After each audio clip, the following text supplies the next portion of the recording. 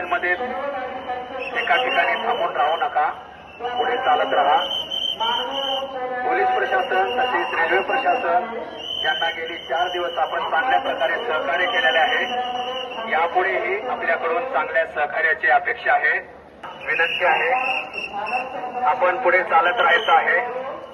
गेली 3-4 दिवस झाले आपण रेल्वे प्रशासन तसेच पोलीस प्रशासन यांना चांगल्या प्रकारे सहकार्य केले आहे।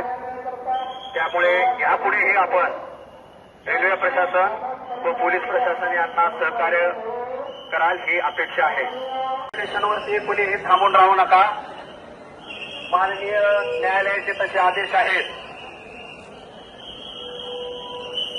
कुणीही स्टेशनवरती थांबून राहू नये। मराठा बांधव आपणास विनंती आहे की कुणीही स्टेशनवरती थांबून राहू नका, आपण चालत राहायचं आहे।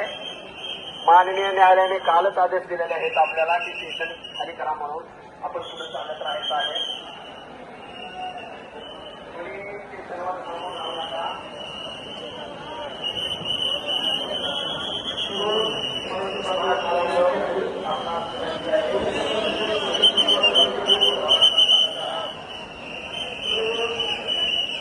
मराठी बांधवांना विनंती आहे, पोलीस प्रशासनाला